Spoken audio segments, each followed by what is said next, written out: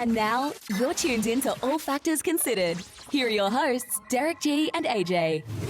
What's going on, folks? Welcome back to another episode of All Factors Considered. Today, we're here to break down UFC Vegas 25, Dominick Reyes versus Jiri Prochazka. It's going to be a banger, and following up the events that happened at UFC 261. Listen, most people think that this is probably going to be like a little low-key event. Listen, this is a low-key banger, if it's low-key anything, folks. But listen, you know, I only do my best when I'm over here breaking fights down with my co-host, AJ. So, AJ, what's going on, brother? How are you living? Welcome back to another episode of breaking down some great fights. Let's do a little bit of record recap, man. Since the last time, I'm 39-38, you're 37-40. We're right there neck and neck still, enjoying my second lead of the entire program history, right? But that's neither here nor there. What we are here to talk about, is some sleepers, man. So let's get straight into it. If you don't mind, AJ, we gon' time for some fight night. If you ain't paying attention, you're gonna sleep on me and I'm gonna wake you up. Listen, let's wake them up, AJ. So you go first. Give me your first sleeper for UFC Vegas 25. Hell yeah, Derick. For my first sleeper this week, I got KB Bular versus Andreas Michailidis. Okay, now KB Bular, he got a little bullied in his last fight against Tom Breeze, but you know what that means? His back's against the fence, and he's at his most dangerous, right? Now, Andreas Michailidis, he had a short notice fight excuse me, folks. He had a short notice fight in his last outing, but he learned the importance of pacing and maintaining his gas tank. Okay, this fight's a sleeper to me because both fighters are very, very talented and had a lot of reasons to feel embarrassed in their last outings. And there's nothing more dangerous than a man who's been publicly embarrassed and is looking to get one back. It should be a very exciting fight. Who's your first sleeper, Derick? I agree, man. I definitely think KB Bular might give us the Jacob Malkoun treatment, man. You know what I mean? You get a rough UFC debut, you go and do the UFC favor. Well, hey, they going to have to come back and bring you a favor in. And it's not much of a favor getting Michailidis as your opponent, but I'll tell you what, man. Don't be surprised if we see an upset. But my first sleeper is some women's strawweights, man. I got Konklak Sufasara, a.k.a. Loma Luke Boonmi. If you watch this program, you know she's one of my favorite MMA prospects throughout the entirety of just MMA. But she's fighting Sam Hughes, who took her UFC debut on a week's notice against number 10 ranked Tisha Torres at the time, man. And that's just a recipe for disaster. It ended up that way. She actually had some type of like eye injury and her corner had to stop the fight. So it's like the worst possible UFC debut. But once again, just like the KB Bular situation, we're going to see what she can do against a young phenom right now in Loma Luke Boonmi, who is a three-time International Federation of Muay Thai champion at 105 pounds, 2015, 2017, 2018. Muay Thai versus someone who got grappling, someone who's got just all around striking base, man. It'll be a fun fight. AJ, give me your next sleeper.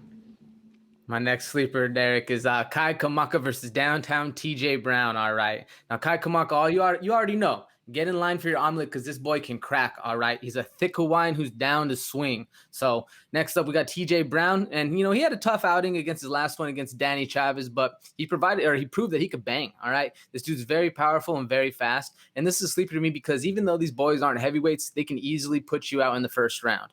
Add this one to the don't blink category and get excited, folks. Who's your next sleeper, Derick?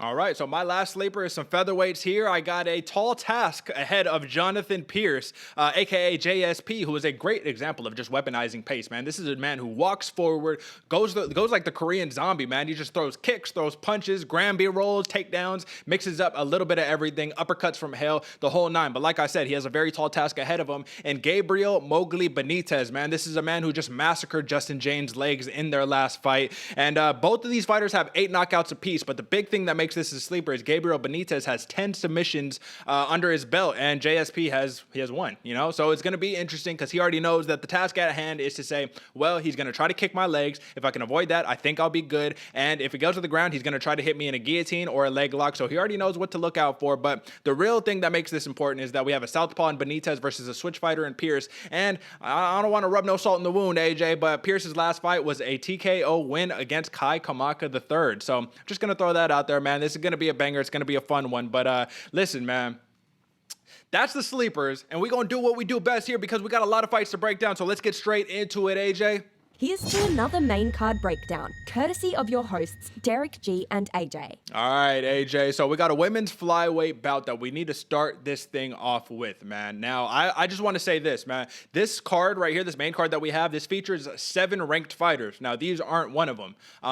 This matchup isn't at least. So we have Poliana Botelho facing off against Luana Carolina. And I just have to give a little bit of context for those who are listening, those who are watching. If you don't know who either of these fighters are, we wouldn't be surprised. But if you don't know who Luana Luana Carolina is, then you haven't been watching many Ariane Lipski fights, because in her last fight, she was on the wrong end of a knee bar from hell, man. And yeah, she partially tore her left ACL. And AJ, I know I could already see you cringing over there, man. I know you're hurting over there. Just seeing that. Give me some takes on, I know you went and watched back that. You heard the scream, you heard all that, man. What was running through your mind when you had to relive that?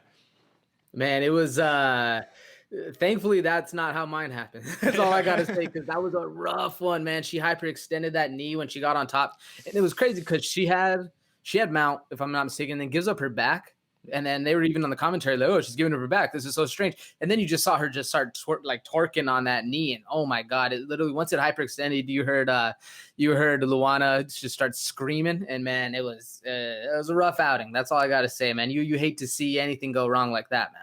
Yeah, I definitely agree. But hey, she took 14 months off. She's here. She's ready to go. She's ready to make her return to the octagon, because prior to that, she won a nice unanimous decision win. She had a win on the Dana White's Contender Series. But I'm going to be honest with you here, AJ. I think that she's a submission whiz, you know what I mean? Even though she has one submission on her record, she's like a submission whiz. She's actually tied for number 5 in the women's flyweight division in terms of submission attempts, which is very impressive when you only have 2 fights in the UFC to already like climb up that ladder so quickly.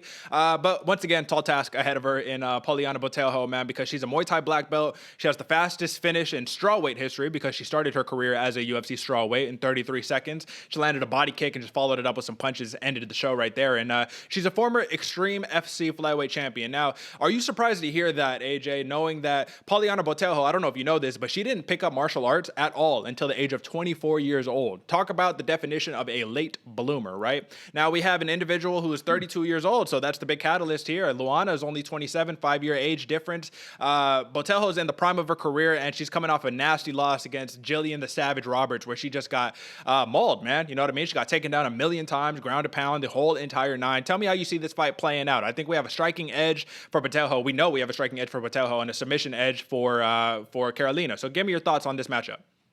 I think what it comes down to is what you said earlier, Derick, where Poliana Botelho starts very fast. She needs to start very fast, stay strong the whole fight, and like maintain control. And Luana, one of her worst things that I was noticing, she's very lackadaisical. In both of her last fights, both the Cachoeira and the Lipski fight, she almost started off like it was just another sparring match, just kind of fun out there. She was having fun, and you saw what happened in the Lipski match. You know, she almost got her knee damn near ripped off. And really what I was noticing is she is very calm, very little head movement, and like I said, very lackadaisical. So if Botelho is able to control the pace and just really start to put it to her like Botelho likes to, because she's a very aggressive striker, like I said, Muay Thai black belt, I think it's going to be a pretty short night for Carolina, because yeah, man, Botelho is just mean. That's the biggest thing I was noticing. She's just mean out there. The thing you got to really question, and the thing I'm wondering about, is how is she going to respond after just getting dragged out like that against Jillian Robertson? Because one thing she did note prior to this fight is that she wants to show that she's an all-around fighter. You know what I mean? She's not just a striker. So it's going to be interesting, because it's like, do you necessarily want to grapple with Carolina when that's her strong suit? Maybe if you're taking the Valentina approach, but Valentina Shevchenko and Poliana Botelho are, I think, a little bit different levels, right? I mean, it's just that's the facts, right? So is it surprising? This is the thing that surprises me, and then we can kind of wrap this one up, because I don't think there's like super like, you know, a lot to talk about on this matchup particularly, AJ, but I do need to ask you this. Is it surprising that Carolina has a 6.29 significant strikes landed per minute, and when you see her strike, it's not very I'm not going to say it's not impressive, but there's a lot left to be desired when you're watching the striking of Luana Carolina. I see a lot of straight blitzing punches, but that to me that's like a cheat code, or not really a cheat code, but it's like a shortcut for saying, I just want to grab onto you. You know what I mean? Because really where she thrives is in the Muay Thai clinches. So it's like you have a Muay Thai clinch person fighting a Muay Thai black belt, which is not where you want to be. I don't know, man. I think Botelho gets a finish in this fight personally, because that's how unimpressed I've been with Luana Carolina's her stand-up, honestly, but that's not where she thrives. So it's kind of like being like, well, Ben Askren didn't really box well. It's like, well, he's not a boxer. So, I mean, obviously, right? Not even in the boxing match. I'm talking in MMA style. So give me your prediction for this fight. Both of these fighters on a one-fight losing streak. And listen, both of them need to kind of turn it around. Botelho is 3-2 in the UFC. And like I said, Carolina's 1-1. So give me your thoughts on how this fight plays out. Yeah, I definitely, both these fighters are put in the corner and definitely need to perform. But I personally think Botelho is going to get the KO round 2. One thing you were talking about is Carolina likes to kind of throw straight shots, straight punches, and she'll leave her hands a little extended, making for an easy KO over the top. So I'm going Botelho, like I said, KO round 2. Who you got? I'm going Botelho. I'm going to go the same exact pick, KO round 2. But what I expected like a head kick finish. You know what I mean? I honestly believe it's going to be one of those situations where Botelho kind of pulls a Rose Namajunas and just from the outside throws it to the body, throws it up top, something like that. You know what I mean? Maybe more similar to Giga Chikadze in his last fight, but we'll get there. And that's neither here nor there. But all right, AJ. Well, that's that. And let's move on to the next one, man. So this is a matchup that I've really, really been looking forward to because this was scheduled prior. I don't know what happened. For some reason, the fight didn't take place, but it's okay because we're here now. So we got number 12 ranked Merab Dvalishvili versus number 13 ranked Cody Stamann fighting in the bantamweight division right now, man. And so we have a wrestler versus a wrestler, but more specifically, we have a combat sambo silver medalist in Merab Dvalishvili versus a former NCAA D2 wrestler in Cody Stamann. Now, generally speaking, I would say, okay, well, when you have two wrestlers, generally you might see like a kickboxing match, right? They might just equal each other out. But Merab Dvalishvili is a different beast, man. His nickname is the Machine for a reason. This dude, talk about cardio. I talked about weaponizing pace. Oh, man. So what I needed to note on this one, AJ, is that if you look back, right, if you do a little bit of history and you say, you know what, man, I want to look into what kind of animal is this dude Merab, right? I went and I looked back how he faced against another wrestler in Ricky Simone. And it was Ricky Simone's UFC debut. Merab Dvalishvili, he already had like a one fight prior. And I'll tell you what, Merab Dvalishvili, not only did he win the takedown battle 6-2 against Ricky Simone. He was piecing him up on the feet, man. He outstruck him by like 30 blows, something crazy like that. So this dude's wrestling is different level. It's like truly next level. You know what I'm saying? Like he's going to walk forward. He's going to throw spinning roundhouse kicks. He's going to pick you up, slam you, mat return after mat return after mat return. What can Cody Stamann do on the feet to kind of discourage Merab from trying to just shoot in a million times? Because let me just note this, man. Cody Stamann, he averages 3 takedowns per fight. That's super impressive, right? Against anybody else, you'd be like, damn, 3? Okay, you're a savage. Merab averages 7 takedowns per fight. Just give me your thoughts, man, on what Cody Stamann can do to stave off this machine in Dvalishvili. That's a hard one, Derick, because, man, to me, Merab Dvalishvili doesn't get the love he needs because he reminds me of the champ Volkanovski. Same build, same movement style, hits very hard, and like you says, can take you down basically whenever you want. Now, what does Cody Stamann have to do on the feet to kind of nullify that fact?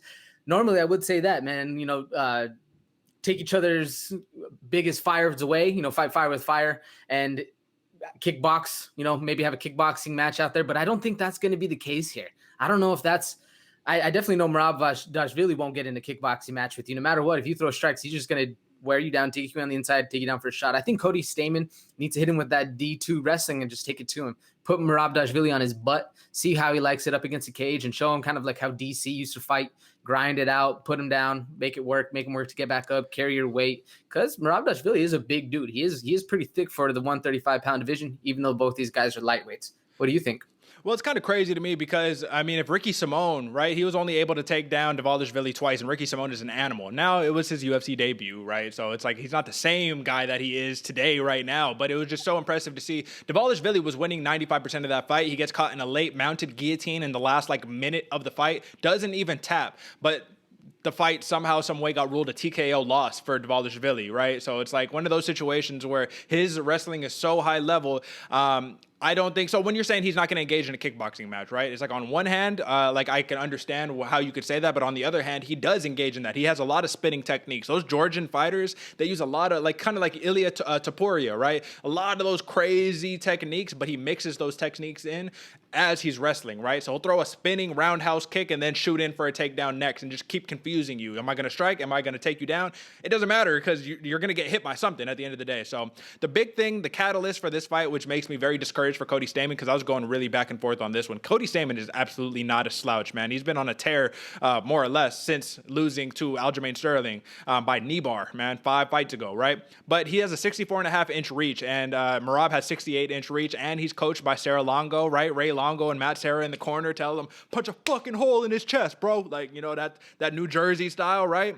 Let me just lastly say this before we give our picks, man, because at the end of the day, Judo black belt for Dvalishvili, right? Former Ring of the Combat, 135-pound champ. Most takedowns in the bantamweight division with 41. He made the record for most takedowns in a fight against Casey Kenny with 12 takedowns. I don't know if you remember that fight. You know what he did against Gustavo Lopez in the next fight, AJ? He doubled it up. He says, I'm going to break my own record. I'm going to get 13 takedowns, man. Let's see if he can do it again here against Cody Stamann, because I'll tell you, if he can do something crazy like that, it will be very, very impressive. Give me who you think is going to win this fight and why.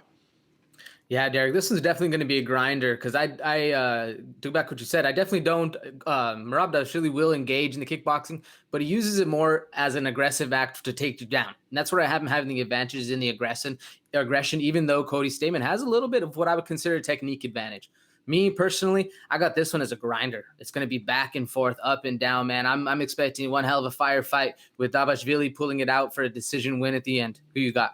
Interesting. I think that this could definitely go back and forth, but I do give Dvalishvili the edge in this fight. And the reason why is because Cody Stamann, he has secured 11 takedowns in his last 5 fights, but out of 32 attempts, man, so only 34%. If he can't wrestle, that reach is going to be a real deal problem. And lastly, he has no finishes in his UFC tenure.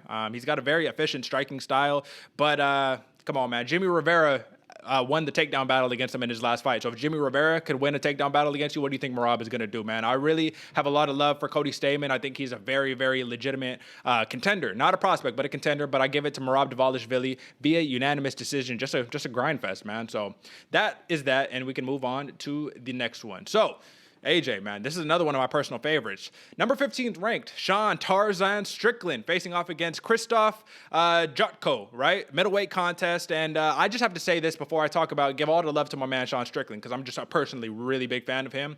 Jotko has received a very little recognition over the year. This man has been a UFC veteran since 2013. It feels like nobody knows who he is or cares who he is, right? He's a BJJ brown belt, one-time fight of the night and one-time performance of the night winner. And come on, man, training out of American Top Team. What does the man have to do to get some recognition? He just beat Eric Anders in his last fight, your boy, right? He's got a win over Marc-Andre Barriault, you know what I'm saying? And listen, he did get knocked out twice in his last 5, and it was against Brad Tavares and Uriah Hall, so he's been able to compete against high-level opposition, just didn't get it done. Give me your thoughts on this matchup, man, in terms of Sean Strickland being a BJJ brown belt, a dude who's just came back from a motorcycle injury, right? He got hit on his motorcycle by a car, right? Fucked up his knee, came back. He's been successful in his last 2 outings, and he just coming off a knockout win against Brendan Allen. Super impressive after what we saw Brendan Allen do to his opponent in his last fight. So just give me some thoughts on this fight, AJ. Yeah, no, this is actually a very exciting fight. I don't know why Jotko doesn't get any of the love he deserves, because this boy can bang, all right? Yeah. But first of all, let me talk about Sean Strickland, dude, because this dude, he's the epitome of, you know, when you're in Little League and they'd always tell you just connect. Oh, yeah. Don't try to hit it out of the park. Just connect. Connect. And that's what leads to home runs.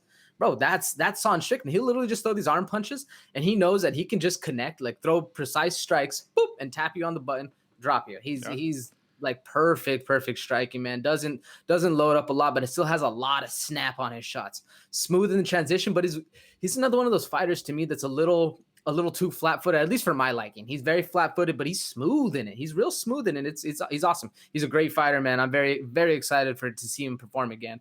But like I said, man, Jotko just doesn't get the love he deserves. He's very fast, has that very twitchy movement that we like to see, kind of awkward almost, and maintains distance well, man. That's his biggest thing that I think could be preventing him from getting that fan love, is that he stays on his bike. Once he got on his bike, he'll stay out to the outside, maintain those weird angles. Very technical fighter, so he's not in there to brawl. So maybe that's why he's not getting the love he does, Ben. But I think this is going to be a very fun kickboxing match. What do you think? Well, I agree with you, but I know why Jotko doesn't get love, man. Look at his methodology. 6 knockouts, 1 submission, 15 decision wins. Like, you don't get love when you got 15 decision wins, man. You know what I mean? It's smart. It's strategy. It shows that he is a true technician. Right.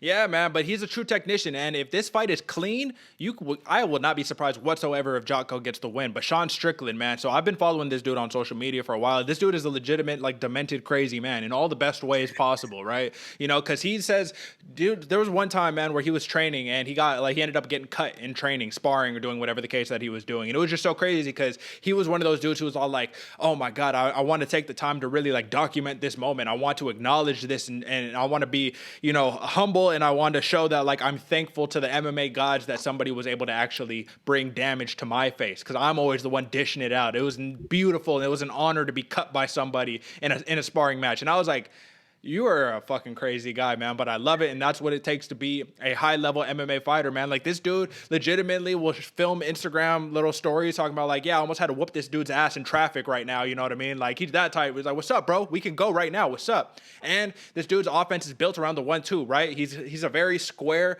flat-footed boxing stance, keeps the hands around the chest so he could stuff the takedown or go back up to the guard or whatever, but he walks forward, he'll fight you for the center of the cage, and he'll just 1-2, 1-2, big hook over the top. But I will tell you what, it's deceptive, AJ, because he knows how to get away from danger. However, with that being said, he is there to get hit. And even though Jotko's not a knockout, puncher, being a technician, if you just hit somebody with that right timing, man, it'll be a long night. Strickland has been hurt before. He's been knocked out only once. I believe that was by Kamaru Usman, actually, in the fight that he did get knocked out. So this is going to be a banger, man. Both of these fighters are BJJ brown belts. Both of these fighters have an 80+% takedown defense. Both of these fighters average a takedown per fight. What are the odds that we see this being a ground matchup, like a ground and pound type situation? Oh man, I'm not banking on it. I'm banking on a kickboxing match. I even have it. Don't worry about the takedowns. We're gonna see a lot of strikes fly, and I really think that's what it's gonna be. Just because Jotko likes to maintain that distance. I'm going under 10%. What do you think? Well, I think it could definitely happen. And the reason why is because Sean Strickland is the type of dude who I could see just putting him on the ground and trying to smash a hole in his face. And as soon as he gets the opportunity, definitely doing it. But Jotko is slick, man. And what we saw against Eric Anders in his last fight is that even when he was pressed up against the cage, even when he was taken down, he just finds a way to get back up to his feet and just evade, get on the bike, get out of that movement. But guess what, AJ? We're not fighting in Florida this week. You know what I mean? You're not fighting in Abu Dhabi. You're fighting in Vegas, and you're fighting at the Apex with a little cage. So there's not going to be a lot of room for you to maneuver like that. So I think Sean Strickland cuts off the cage. I think that he does what he does best, and he just punches accumulative damage, Max Holloway style, just keeps punching forward, little arm punches. And next thing you know, man, you'll end up like Brendan Allen, where, dude, it was only like probably maybe 4 or 5 1-2s, and this dude's face was busted up early in the first round, man. Brendan Allen over here talking about he wasn't going to kick Strickland's ass, he's going to knock him out and shit. It wasn't a very impressive performance. I'm not going to lie. Strickland is a dude who I just have to mention this. He's a former King of the Cage, 185-pound champion with 5 title defenses. I don't care where you're fighting at, AJ, regional or not, to defend a title, be the best of the best, and defend it 5 times is very telling. So Jotko, he's been able to stick around at the highest level, which is also very indicative of being a high-level performer, but I think that Strickland gets it done. So I'll give you my pick, AJ. I'm going Sean Strickland, and I'm going to knock out round 3. Give me your thoughts. Yeah, man, I'm right there with you. I'm a fan of Strickland, man. 1-2 is maybe a little underwhelming, but you bet you eat 30 of those, it's going to be a long night. Yeah. So I'm going Sean Strickland KO round 2 personally. Yeah, there we go, man. A knockout for the Tarzan. But like I said, folks, do not be surprised if this is a very clean, technical boxing match. Jotko could spring the upset, man. But listen, let's move on to the next one. We got the Incredible Hulk. I've been talking about the other version of the Incredible Hulk in Marvin Vettoria for what feels like weeks now, but he's here. Ion Cutelaba. He's here to rebound after suffering 2 first-round knockouts against Magomed Ankalaev, man. Very, very rough. But he's fighting an individual who's taken this fight on short notice in Dustin Jacoby, a dude who's coming off of a big win against Maxime Grisham, a very controversial win where a lot of people thought that he didn't win the fight, that it was a robbery report type situation, because the original opponent was supposed to be Devin Clark. So what makes me interested in this matchup off the bat, AJ, is that, Cutelaba was training for a wrestler this entire camp. You get Dustin Jacoby, who is a former Glory kickboxer, who fought in Glory kickboxing from 2013 to 2017. An individual who's nice with his hands, but we've also seen he generally somehow gets hurt and takes damage in all of his fights. It just kind of happens that way, especially his last 2 fights in the UFC. First and foremost, AJ, let me ask you, I want you to dive into the mind of what Ion Cutelaba could be thinking right now. He needs a big win. His back is up against the wall. Pressure's on. Do you think we see a normal Ion Cutelaba, a more composed Ion Cutelaba, a tentative one because he doesn't want to get knocked out? Tell me what you think.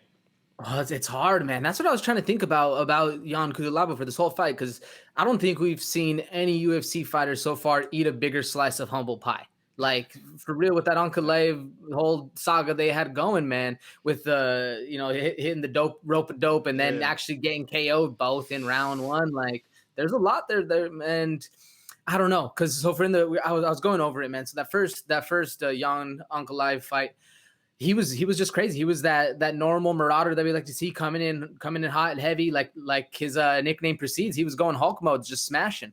But then in the second one, he was a little more calm. He was a little more collected, and all it did was just maintain him maybe another 30 or 45 seconds. Yeah. So I don't really know. Like I was expecting him in his last fight to come out calm, cool, and collected. He did. He got KO'd. So personally, for me, for this one, I really want to see him just go back to what got him to the show, be that marauder, go in hot, heavy, and hey, man, if you're going to get finished anyway, might as well try to knock the dude's head off, I think. I agree with you. I feel like he was in the rankings, man. He's not in the rankings anymore, not in light heavyweight division. I feel like he was making a real run, but like two knockout losses back to back in the first round does not help your stock at all. I will say this. I do agree with you, and I do think he needs to turn into that Incredible Hulk. I think part of the reason that I favor Cutelaba versus Jacoby is because Maxime Grisham did exactly that. He just walked forward, full on pressure against Jacoby, and Jacoby started to wilt. Somehow, some way, he made it out of there and survived. But Cutelaba, man, he puts people in that spot. It's gonna be a long night, or it'll be a short night because he'll knock him the fuck out. But you know what I mean. So, 15-6 record overall for young Cutelaba, 4-5 in the UFC. Not what you want. 14-5 record for Dustin Jacoby in MMA, and I actually don't have his UFC record because this is his second stint in the UFC. The first one didn't go so well, but he's 2-0 in this new stint in the UFC. But I have to ask you this, AJ: how much do you think that young Cutelaba, his 2012 European Combat Sambo champion, you know, having that, how much do you think that's going to play into this one? Because that's very, like, I mean, you can't discount that. You can't not take that into consideration to have a Greco-Roman wrestling background, so he's going to be great in the clinch, right? And to be a Combat Sambo champion in Europe, like that's pretty impressive with the 80% finish rate. Does this fight, do you see any possibility this fight goes all 3 rounds and no one is left sleeping on the floor by the end of the night? I do, okay, actually. And just because I like you said, Jacoby has this weird way of taking damage but squeaking things out. I don't know what it is. I really don't know what it is. He does the same attack that I really like that Bobby Knuckles does, where he'll throw the back leg kick and then follow it up with the same side overhand. It's tricky. He's a tricky guy, and I don't really I see it going the way, man. And personally, I do think Cutelaba needs to actually get in there, grind it out, because when you think of wrestling, you think of freestyle, Greco-Roman, and now just recently Sambo, just because of the influx of Russians. And this dude's a pro at too. Like, come on, he needs to put that wrestling to work, put him on the ground, put a hole in his face, go Hulk mode and smash. And it's time to prove that, because if not, man, Jacoby's going to do the weird shit Jacoby does and squeak out another robbery. It's just how it's going to go. Well, listen, Jacoby is a veteran, man, 33 years old. So he's 5 years older than Cutelaba, and he's a former Cage Warriors 185-pound champ, man. So he's been around. He's seen a lot. And listen, he's got a 3-inch reach advantage, and he's orthodox while Cutelaba is a southpaw. What's the last thing you got on this one? And he knows how to win a point match. Yeah, that's the thing. He knows how to win a point match with kickboxing. That's really it for me, man. On this one, I'll give you my pick right now. I got Jacoby squeaking out a decision just because of that. I personally, I do think Cutelaba could easily knock him out. Don't get me wrong, but I think he's going to squeak it out with a point match. I feel you. I think that the MMA gods are looking to smite, you know what I mean, Dustin Jacoby this time around, man. I think that they're not really happy with that win that he got in his last fight, right? And when he got his win against Justin Ledet, let's be honest, man, this dude was a kickboxer versus a boxer. Kickboxer is going to win this fight almost like 90% of the time, right? Because guess what? You got legs, buddy, and I'm going to use them. You know what I'm saying? This ain't a boxing match. So, hey, I'm going Ion Cutelaba knockout round 2. I think he starts off a little bit slow. He starts to get his bearing as the second round goes on, and then he puts that man to sleep. I'm a big fan of Dustin Jacoby, but I think Ion Cutelaba has been written off very similarly to Dominick Reyes, which we'll talk about here in a second. But let's move on to this one. And I am so surprised, but I'm so happy that this is happening, man. We got number 14th ranked. First off, he wasn't even ranked just like a couple days ago, right? But number 14th ranked, Giga the Ninja Chikadze. Featherweight matchup against an OG, a veteran, one of my other favorite fighters, just because he's been around for so long, and number 15th ranked, Cub Swanson, man. First and foremost, AJ, Cub Swanson said that he doesn't believe Giga Chikadze should be up there with the big dogs yet.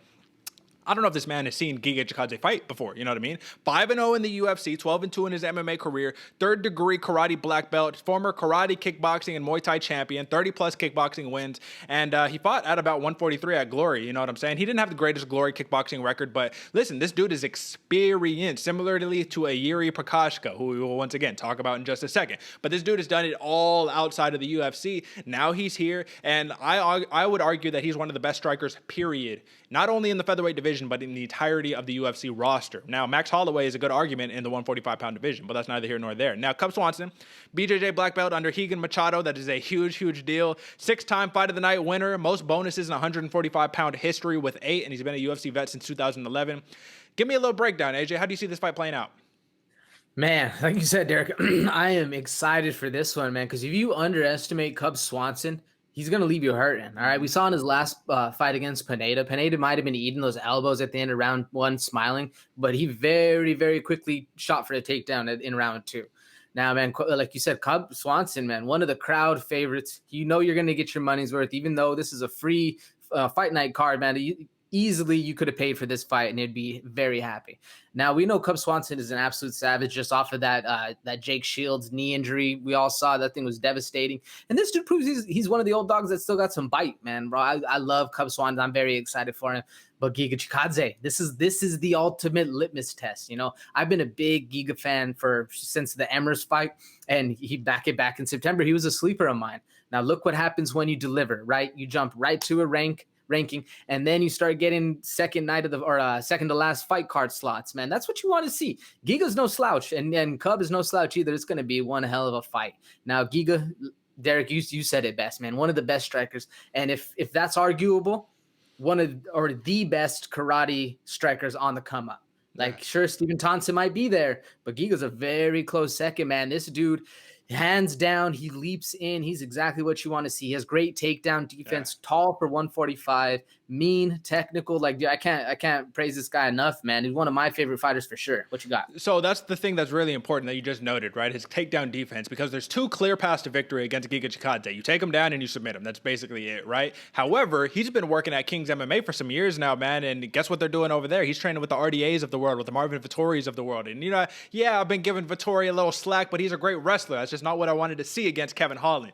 But being over there, Giga Chikadze with the Vittori's of the world, with these great wrestlers, guess what he's working on? He's already got the striking down pat. He's just saying, let me keep this fight on the ground, or standing. Let me keep this fight standing so I can kick you in your head and knock you the hell out, which is what he did in his last fight against Jamie Simmons, who is no easy outing. He had literally 2 strikes back consecutively, body kick, right? So it's his left leg is the money shot. That's Giga Chikadze's money shot all day long. So he hits that left leg to the body kick, right? And then brings it up. Head kick, roundhouse, you're asleep. He also has the Giga kick. That's what they call it, the Giga kick, because he's just so phenomenal. He also did this technique against Jamal Emmers, pretty boy Jamal Emmers, about like 4 fights ago, where he did like a mid-air spinning somersault attack where he just like threw himself at, you know what I mean, Emmers, and it didn't really land, but it's just the creativity, man. The creativity is there, and Cub Swanson, though he has seen it all, done it all, we can argue that modern day MMA is much more complex than what we've ever seen out of MMA, right? Generally speaking, they weren't even throwing jabs 10 years ago. You know what I'm saying? Now you got to worry about the roundhouse kick with the right hand coming over the cross with the jab and a body kick connected to it. Listen, man, Cub Swanson, I will say this. He's not very fast, but he uses head movement to evade shots, and he sits down on his counters, man. He has a real deal power advantage in this fight. But Giga Chikadze, he's the full package. Speed, precision, timing, anticipation, everything but that one shot, just starching power he has. And this is going to be a big test, because if he passes the test, he even posted up a little meme, a little clip on it. He says, when I pass this test after this weekend, he showed a dude parkouring, just climbing up a building. He's like, this is me in the UFC rankings. I'm just climbing that thing. You know what I mean? A skyrocket all the way up to the top, damn near. And a win over Cub Swanson would be so impressive. But let's just talk about it before we give our pick, right? Last 5 for Giga Chikadze was Jamie Simmons, TKO round 1. Omar Morales, that is a big win, a decision win. Erwin Rivera, decision win. Jamal Emmers, decision wins. And then I believe it was Brandon Davis, split decision. Now, for Cub Swanson, he got a big win against Daniel Pineda. That's the UFC vet. He got a big win against Kron Gracie. That was testing his grappling right there, right? But lost to Shane Burgos, lost to Canero, and lost to Frankie Edgar. Those are big names, man. This is not going to be a one-sided contest. Because both of these fighters have something real to bring to the table, but just give me your pick. Who do you think wins it? Yeah, man, this is going to be a fight. You said earlier, because there's 2 ways to win for Cub Swanson. You know, take him down, submit Giga Chikadze. But there's another one when you're fighting a technical. You know, they always say you're fighting a technician, you got to brawl him. But man, you don't want to brawl Giga. Go look at that Morales fight you already mentioned too, man. He can handle a brawl. Oh, yeah. You want to see how to set up a technical strike? Go watch his last fight against Simmons. Giga's got it all, man. I might be hyping him up a little too much, but he throws heat and he can hurt you with the pitter patter as well. So personally, I got Chikadze KO round 1. early night for him getting it done. I do think Cub Swanson's underestimating a little bit. And, man, Giga to the top. I'm excited, man. Let's go climb some buildings.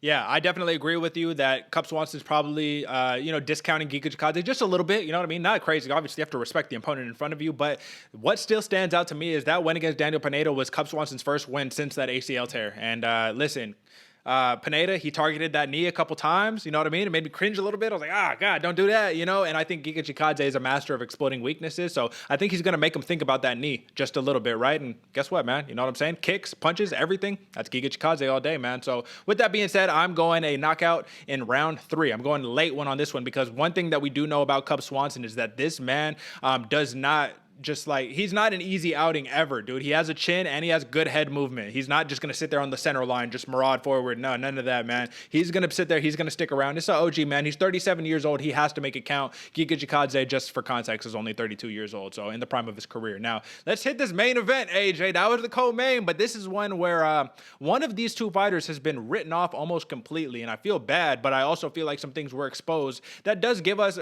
every right to sit here and say, like, hey, man, are you as legit as we thought you were, right? So we have number 3 ranked Dominick, the Devastator Reyes, facing off against Jiri, Denisa, Prochazka, who is ranked number 5 in the light heavyweight division, AJ. And what I see here is either one individual who is almost at the pinnacle of the light heavyweight division in the UFC is going to take a nosedive, and the other one is going to ascent straight up to being more or less one of the next challengers for the light heavyweight belt, right? So Dominick Reyes is 12-2. Jiri Prochazka, 27-3-1, man. I know you're a big fan of Prochazka, AJ, so I want to ask you if you could shed a little bit of insight for the people who maybe don't know. Why did Jiri Prochazka choose years ago to say, you know what, man, I'd rather not join the UFC now. Give me a little more experience. Let me go win not only the light heavyweight, but the heavyweight belt in RIZIN. Let me go have Muay Thai, bouts. 2011 Muay Thai Czech national champion. Just give me some words on the prospect that is Jiri Prochazka. That's the question, right? Like, is it better to have more variety and more numbers in the opponents, or is it better to have a smaller number but higher quality? I mean, that's really the what we're going to see in this whole fight is Dominick Reyes has a more precise, rougher outing in his last 5 than Jiri Prochazka. But Yuri's been doing it for a long time, and at the pinnacle of every other organization, basically every other organization that's out there. Yuri's a tough outing. He's a very weird puzzle to solve because, man, he can hit hard and he can take a crack, and he's one of those very big fighters who's very light and very fast. His most dangerous spot is when he's like 3 feet away from you. Like almost in that no man's land, where both Dominick Reyes is also very devastating in the no man's land, but Jiri can leap in from these explosive moments or from that like 3 feet away range and just put you out, man. Multiple flying knee KO highlights, man. This dude's for real. And I mean, he took the Israel Adesanya approach. Let me go out there, let me put some work in, learn. I mean, they say on the job learning is sometimes the best job, but man, when your job is getting KO'd, it's probably not the best to learn in front of millions and millions of fans. Go learn it with somebody who's maybe a little more, take the boxing approach. Sure. Learn, No, I totally feel you, man. The question is, are we watching Rose Namajunas versus Weili Zhang again? Is this what we're seeing? Right? Didn't I make the same argument? I was like, well, Rose Namajunas, she's 9-4, you know what I mean? But she's grew up in the UFC, Ultimate Fighter, you know what I mean? All that good stuff, right? And Weili Zhang, literally 16 of her 21 wins were in China or in Korea or in Thailand. So it's kind of that same. Now, is that the reason why Weili Zhang lost? I mean, no, absolutely not. She got caught with a head kick in the beginning of the fight, and that just was what it was. It was just one mistake cost you at the highest level of the game. However, Jiri Prochazka, he tends to have a style that is very exploitable, but like no one is able to exploit it. You know what I mean? So let's talk methodology, right? Obviously a smaller sample size, but tougher opposition, as you noted. And Dominick Reyes, who has 7 knockouts, 2 submissions, 3 decisions. He's been knocked out once, and he's only lost 1 decision. That was against John Jones, right? Now, Jiri Prochazka, 24 knockouts, 2 submissions, 1 decision, been knocked out twice, submitted once, never lost a decision because his fights generally don't go to decision, right? But we do have to talk about that last 5 just a little bit more, AJ. Last 5 for Jiri Prochazka has an average age of 34.8 years. He's fighting old men, man. I'm not saying he's fighting cans, but let a real prospect go over to Bellator and fight all the, you know, people who used to be UFC, you know, ready and all that good stuff, who are just like not really at the same caliber. Are all wins created equal? And we obviously know the answer is no. That's not the case. However, like I said, man, Dominick Reyes should not be discounted here because it feels like the world has written him off. You lose to John Jones. I don't think you can be mad at anybody for losing to John Jones, because who has beat John Jones? Nobody. Mike Hamill, but that doesn't count because he got a win for getting elbowed in his head. You know what I mean? So that's the thing for Dominick Reyes, right? Then he loses to Jan Blachowicz, but this was the thing that really stood out to me, AJ. Dominick Reyes isn't the biggest 205er. You know what I mean? He's got a really long torso, right? He's long. He's really quick, really agile, all that good stuff. But he's not the biggest. And he really struggled against Jan Blachowicz when he felt the legendary Polish power that is behind Jan Blachowicz. Now, what I saw against Jan Blachowicz was a Dominick Reyes who respected his opponent, right? I saw a Dominick Reyes who says, you know what, man, like, I got to really be careful. We're going to really just kind of play it out. I'm going to dance with this dude. Let's see what happens. Against John Jones, I saw none of that. I saw a man who absolutely did not respect his opponent, who says, I'm just going to walk forward. I'm going to keep you on your back foot, and I'm going to just put a pace on you for 5 rounds. So if we see that Dominick Reyes against this Jiri Prochazka, one of two things could happen. Dominick could get knocked out in the first round coming in on just some crazy shot, right? Obviously. Or Jiri Prochazka could be like, yo, what's happening? Why is this dude, you know what I mean, pressuring me? Why is he doing that? AJ, I know, you know, there's a lot of crazy fights happening all the time, but I was watching this fight last night. It was on One Championship, right?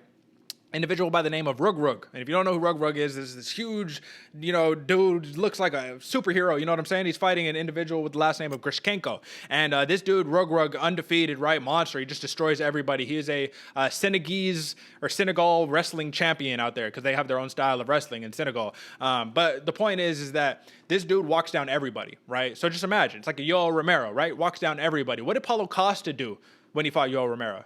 He walked down Romero, right? Rug got walked down in that fight, and he lost the fight because it was that moment of like, this doesn't happen to me. I walk everyone down. I'm the knockout fighter, right? So let me just ask you this, AJ, so we can really dive into this. What are the odds that Dominick Reyes shows us that he was the guy that we thought he was when he fought John Jones, when so many people thought that he beat John Jones via decision? Do you think that guy comes out? And if he does, what can he do to get the win against Jiri Prochazka? Because Jiri Prochazka has a style of, I'm going to lead with my face.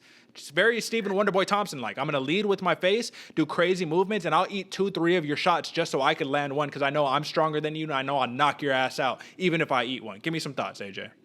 There's a couple gems you pointed out to that whole thing, Derick. But to answer your question, I do think if he wants to win, that's who he needs to come out. One thing I noted is Dominick Reyes needs more output. We need to see what he did in that John Jones fight, and he put it to John.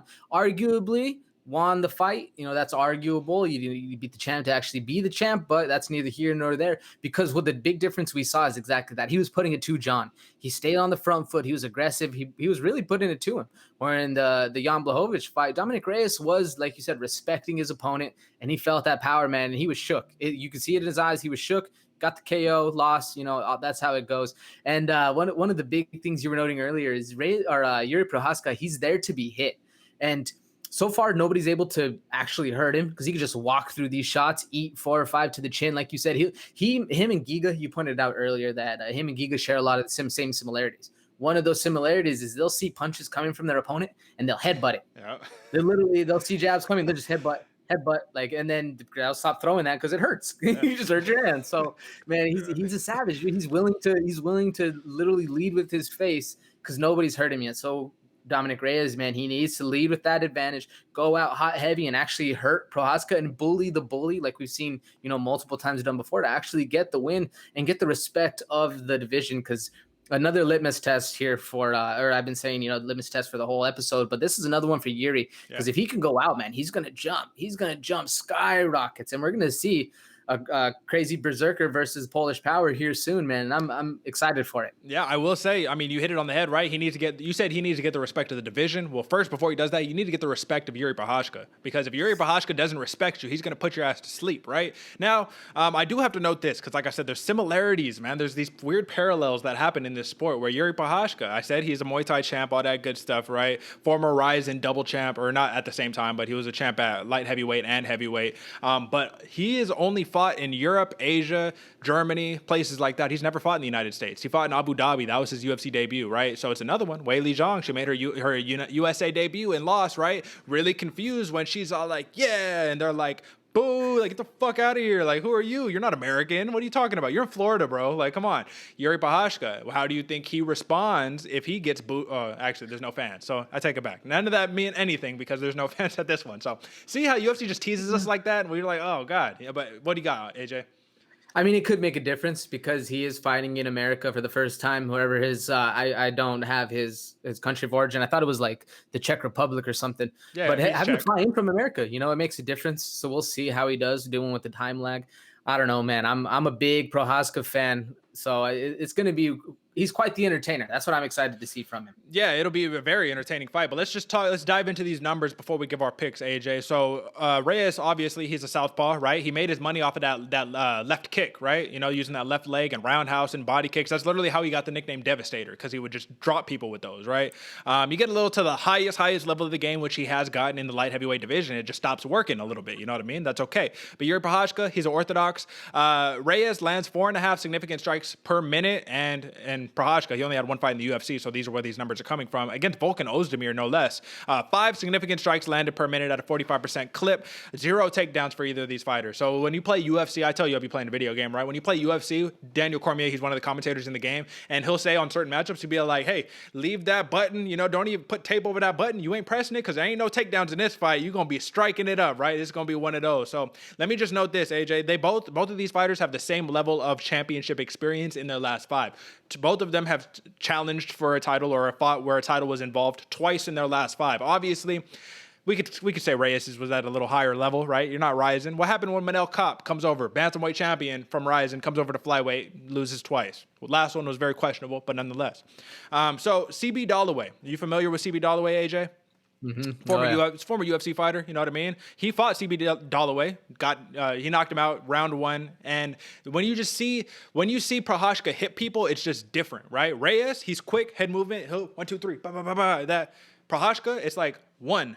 Sleep, just good night, you know what I mean? So with that being said, man, I don't know what else we have to talk about here, but give me your pick. Those are the numbers, right? A little bit of an age advantage for Prochazka. He's 28, Reyes is 31, both 6'4", 77-inch reach for Reyes, 80 for Prochazka. This is it. We just got to give a pick. You go first, AJ. Yeah, man. One thing I wanted to know with Prochazka, why I really like his striking, he's really good at just stiffing you with the jab and leaving your chin up where he can hit you with that 2 coming in. Yep. It's one of his like biggest thing. And normally you don't think a jab's that hard, but he'll literally stiff people, but they'll just sit there, man, and wait for that 2 to come in over the top. But me, for my pick, man, I'm really excited for this one. I got Prochazka KO round 2. Who you got? You know what, man? This is a 5-round fight. I'm going Prochazka. I've been going back and forth on this one because I think Reyes really, really can win this fight. He has all the tools to win it, but I'm going Prochazka. I just think the power is going to be just a little too much. Knockout round 3. So obviously I'm expecting a lot of finishes, folks. But AJ, I just got one last comment on that. None of us, we should never discount the jab, right? Because we're seeing Usman is starting to revamp himself just behind the jab. That's been literally, you add one thing to your arsenal and you learn how to jab. Next thing you know, people don't know how to, you know what I mean? It's called in my OG7, he told me this as a youngster, man. He got it tattooed on his arm. It says, bitch, get off me. And that's what the jab is. Just get off me. I don't want you near me. Get away from me. Respect my space, right? So that's the picks, folks. Now we got one last thing to do, AJ. And now, the all factors considered fight of the night picks are in. Now we got a lot to choose from. We got 12 fights on this card, but let me get yours, AJ. Who is your fight of the night tonight? Man, this one's a hard one to pick for me, Derick. I'm very excited for a couple different of these fights. But my fight of the night, I got to give it to my boy Giga. I think he's going to put on one hell of a show with him and Cub Swanson because they're both hard to put out, and it's going to be fireworks from the jump. Who you got? I'm going with one of my sleepers, man. So far, not so far, but last week at UFC 261, I said Aorchi Lang, versus El Jefe, Jeff Molina. That's a sleeper. Guess what? It was the fight of the night. Now I'm coming back with another one for you, folks. You don't believe me then? You better believe me now. I got Gabriel Mowgli Benitez versus Jonathan JSP Pierce, man. I'm telling you, you want to talk about just 2 people who are going to absolutely just clash, bring it, 2 absolute dogs who are ready for a dogfight. This is it, and that's why this is my fight of the night. Now, AJ, we still just got a couple minutes left on the clock. So what I would like to do, if you don't mind, is, we're not here on the fight of the night anymore, but what I would like to do is just kind of talk about the grand scheme of what we're at right now in terms of MMA, in terms of the UFC, in terms of all of these, you know what I mean, promotions kind of going on right now, UFC is killing the game. We're getting events every single week. And I got a big board, right, where it's got all of, you know what I mean, the things listed, all the events that are happening throughout the different promotions. And what you see is UFC every single week. TNT, or one championship on TNT, this last one that they did, that's going to be their last one for a while. That's happening on a Wednesday. And then they're going to do a super series and try to do Grand Prix. Bellator, not on this week. I don't even think it's on next week. Bellator, May 7th is the next time that we get Bellator. PFL is going to be a little active. But how long do you think it'll be until we start seeing the PFLs, Bellators, you know what I mean, one championship every single week? Nobody in the world has as deep of a roster as the UFC does. And you even see, I mean, news on the street, obviously this ain't word on the street. That's for our post show, right? But the word on the street is Endeavor, aka the company that owns the UFC, just went public. So the UFC is now a public company. Listen, man, how long does it take for other people to catch up? Because it feels like the UFC is just lapping people at this point. Shout out and buy some stock straight up, right? Man. Good. No, I mean, they have to. And we're seeing a cool thing with the PFL. They might be the ones who can get away with not having a season like everyone else, and they can get away with not having fights every single weekend. But you have to, man. If you don't maintain the draw or the attention of the viewers and of the, you know, the American public, you don't stay relevant. They say all news is good news, whether it's good or bad. But with the UFC, we're seeing it proven that consistency is key. You know, consistency matters. Keep pumping them out. Even if you get fights like Ngannou Lewis, or you get some battles back and forth, you know, that's what they're doing. And we're putting out fights every single weekend. I think that's the biggest thing, because everyone else is going to have to keep up. Yeah. Yeah, so let me just ask you, which one are you the most excited for right now that's not UFC? Which one gets you hyped up the most? Maybe you know the most fighters. What do you think?